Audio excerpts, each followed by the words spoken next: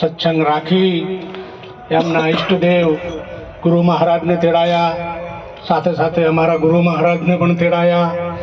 દરેક નામી અનામી સંતો પ્રભુજીરામ મહારાજ દરેકને તેડાઈ અને અરસપરસ દર્શન કરાયા. તે બદલ આ પરિવારને લાખો લાખો વંદન. બહુ સરસ આગળ વાણી સત્સંગ ચાલ્યો અને રમેશભાઈએ પણ કીધું કે આગળ અમે ખૂબ ભૂવા ભોપાળા દોરા ધાગા કરાયા પણ તે સુખ ભાલ્યું નહીં. કૃષ્ણ ભગવાને પણ કીધું છે, હું યોગે યજ્ઞ નહીં મળું, નહીં તપ તીર્થ કે દાન. હે અર્જુન, એક ભક્તિ મહિમા જાણ, જે મારું ભક્ત છે જ્ઞાન. એટલે જો સાચું સુખ જોઈતું હોય તો આવા સાચા સદગુરુ ભેટે ને તો જ આ સાચું સુખ મળે એમ છે, અને આનંદ આનંદ થઈ જાય. એટલે આ ભ્રાંતિ દરેકના મનની અંદર ભ્રાંતિ પડી છે.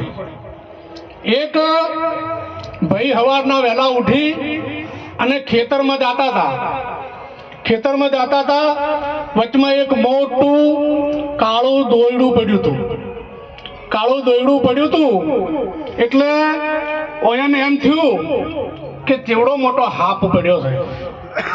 એટલે અરે ઊભા રહી ગયા. ઊભા રહી અને પહેલા તો જય ગોગા મહારાજ, જય ગોગા મહારાજ, જય ગોગા મહારાજ એમ માળા કરવા માંડ્યા કે હમણાં કદાચ જતો રહે આપણે ગોગા મહારાજનું નામ લે તો આ ખસી જાય ને વાડીમાં જતો રહે.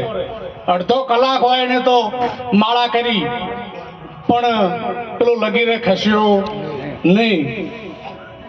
થોડી વારથી એને યાદ આવ્યું કે લાવો મોનતા મોનું.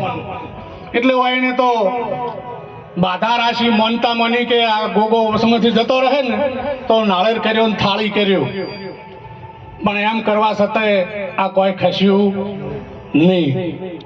થોડી વાર થી અને અહીંયા થઈને એક અમારા જવાનરામ જેવા બાપુ સંત નીકળ્યા કે ભાઈ શું કરે છે, ચમ ઊભો છે? કે ચારનો ઊભો છું, આ વસમાં હાપ પડ્યો છે અને મારે જવું છે ખેતરમાં, પણ કેવી રીતે જાવું? હે કે હાપ પડ્યો છે તો કે ઊભા રહો.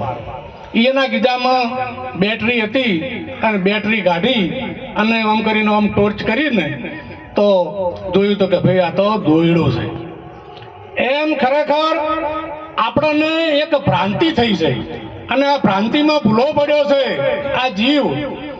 એટલે આ બધું કરવાથી, જપ કરવાથી, તપ કરવાથી, માળા કરવાથી આ ખાય એવું નથી.